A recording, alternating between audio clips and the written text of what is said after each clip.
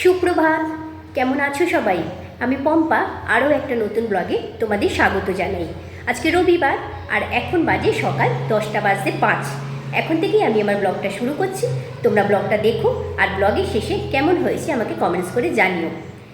গতকাল শনিবার আমি কোনো ব্লগ করিনি, ওই জন্য শনিবার ব্লগ করিনি বলে আজকে রবিবারে কোনো ব্লগ যাবে না। গতকালকে কি বলবো, আমার এমন অবস্থা গেছে, পুরো দৌড়োদৌড়ি করেই সময়টা কেটে গেছে। ভিডিও করার মতো সময় পাইনি। তারপরে অনেক কিছু মাথার মধ্যে টেনশান, চিন্তা সব কিছু নিয়ে খুবই অসুবিধা হয়েছিল, যার জন্য আমি কোনো ব্লগ করতেই পারিনি। আর সারাটা দিন এমন টেনশানে কেটেছে, দৌড়েছি কিভাবে কত জায়গায় দৌড়েছি সেগুলো আমি তোমাদের পরে শেয়ার করব। এখন আমি সকালবেলা, আজকে তো রবিবার, এখন তো সকালবেলা ঘরে সব কাজ সেরে, আর মেয়েও আজকে একটু দেরি করে উঠেছে, তার জন্য আজকে অনেক দেরিও হয়ে গেল। আর এখন বেরিয়েছে বাজার আনবে আর সকালে টিফিনও আনবে, দিলে আনলে এখন আমরা মা মেয়ে বসে একটু খেয়ে তারপর তো আমি আবার রান্নার কাজে লেগে পড়বো, কারণ আজকে ভালো রান্না হবে ঘরে। তো চলো ব্লগটা দেখতে থাকো। বাজার চলে এসছে আমাদের, আলু এসছে, দুধ এসছে, চাল এসছে। চালটা আমার বাড়ি থেকে আসবে, কিন্তু এখন চালটা বাড়ন্ত হয়েছে বলে চালটা আনতে হয়েছে বাধ্য হয়ে। রসুন এসছে, আর কি এসছে, আর এখানে সুগার, চিনি, আর একটা জিনিস এসছে, এই হলো এই যে ধোসা। আমি এটাকে এখন বাড়ি, আজকে সকালে এখন আমাদের মা মেয়ের টিফিন ধোসা বেড়ে দিয়েছি। এইটা পুরি, এইটা আমরা সবসময় নিয়ে আসি, এটা পুরীর সঙ্গে দেয়, এটা খেতে ভালো লাগে।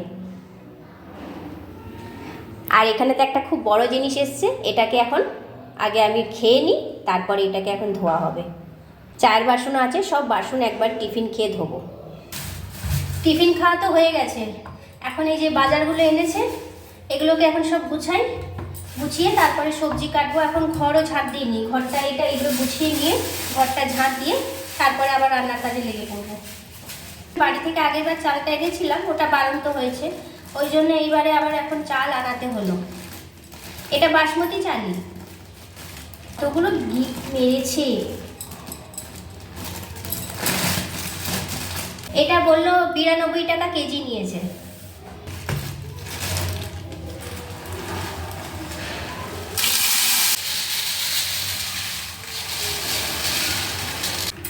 এখানে সব বাসন জমা করা আছে, এই দুধটা কেটে আমি জাল দিতে বসিয়ে বাসনগুলো মেজে নেব।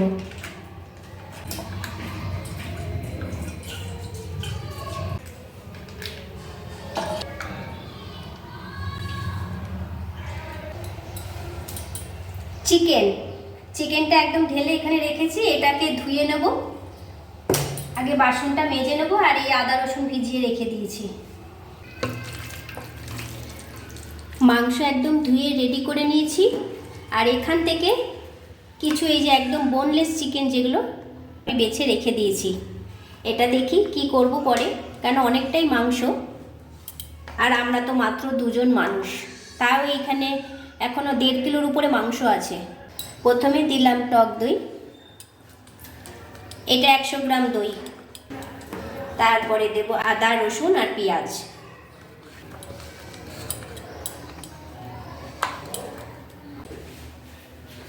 এইবারে আমি একে একে মশলাগুলো দেব। প্রথমে দিলাম হলুদ, এবার দেব জিরের গুঁড়ো, এটা ধনে, কাশ্মীরি লঙ্কা, আর এমনি কাঁচা লঙ্কা আমি কেটে নেব, কাঁচা লঙ্কা দেব। এবারে দেব একটু সর্ষের তেল দিয়ে এটাকে ভালো করে মাখিয়ে 1 ঘন্টার উপরে রেখে দেবো।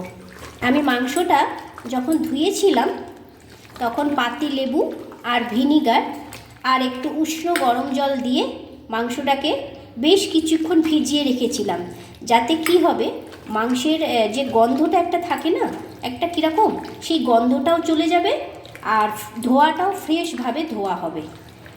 আমি যখনই মাংস ধুই এইভাবেই ধুই। গেল আমার ম্যারিনেট করা, এবার এটা থাকবে 1 ঘন্টার উপরে, তারপরে রান্না।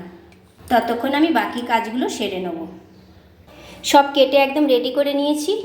পেঁয়াজ আমি ওখানে মানে পেস্টে 2খানা বড় বড় পেঁয়াজ দিয়েছিলাম, আবার একটা বড় পেঁয়াজ চপিং করে রেখেছি, আর তেজপাতা আর একটু গোটা গরম মশলা, 2টো লবঙ্গ, 2টো এলাচ আর একটু দারচিনি, আর এদিকে কাঁচা লঙ্কা, আর এখানে এই যে টমেটো পেস্ট করে রেখে দিয়েছি।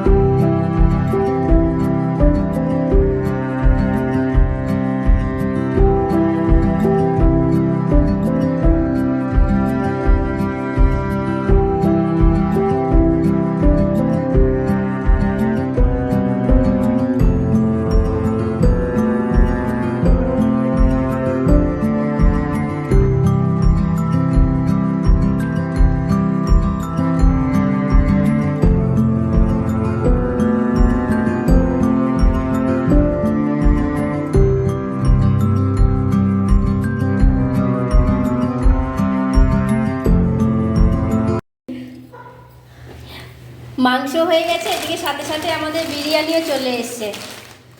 অর্ডার দেওয়া হয়েছিল। এটা বিরিয়ানিতে তো এটার রায়তা দেবেই, আর পেঁয়াজ, এখানে শসা তো দেয় না, বাকি আমি এই যে নিজে শসা কেটে নিয়েছি আজকে। কিন্তু এইগুলো আমরা কেউ খাই না, এগুলো না খুব ঝাল হয়, এগুলো খাই না, ফেলে দিই। রায়তাগুলো সব খাবো। এই হলো বিরিয়ানি। এই একটা বিরিয়ানি মানে 2 জন খেয়েও থাকবে, এতটা করে দেয়। এখানে বিরিয়ানি আরও আছে, এই যে। এখন আগে একটা প্যাকেট কাটবো।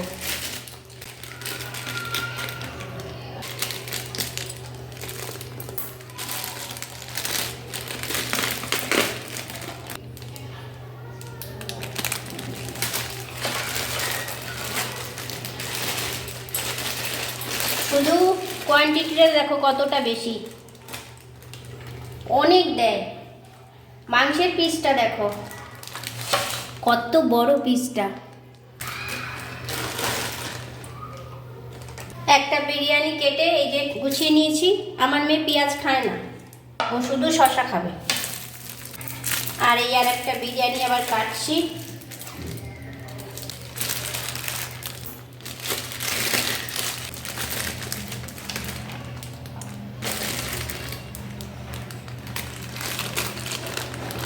এটা লেগ পিস।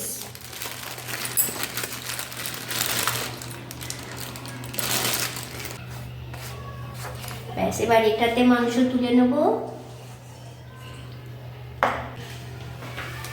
2টো বিরিয়ানির থালা একদম রেডি।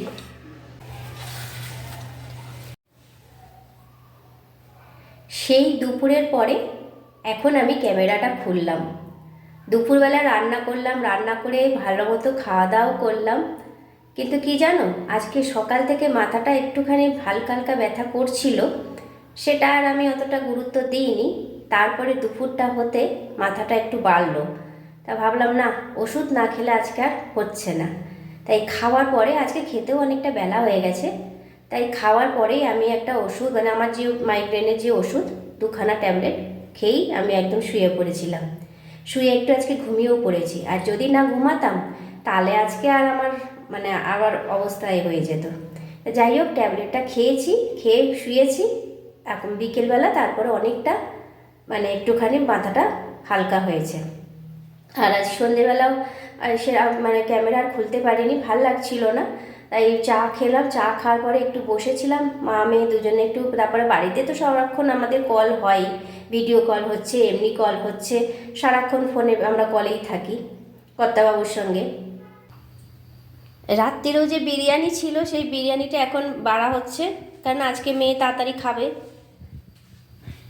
এখন 7:45 বাজে, তাও তো এখনও প্যাকেটে বিরিয়ানি এখন আরও আছে, এ থেকে যাবে। এবার আমি এখনও খাইনি, আমি মানে একটু পরে খাবো, এত তাড়াতাড়ি খেতে ভালো লাগে না। ওই জন্য খেলো, খেয়েও যখন খাচ্ছিল আমি ওর কাছে বসেছিলাম, তারপর ওর খাওয়া হলো। খাওয়ার পরে আমি সব বাসন এখন সব মেজে নিয়েছি, শুধু নিজে যেটা খাবো সেই থালাটা মাজলেই হয়ে যাবে। তো চলো, আজকে আর ব্লগটা বেশি বাড়ালাম না, ভিডিওটা এখানেই শেষ করলাম।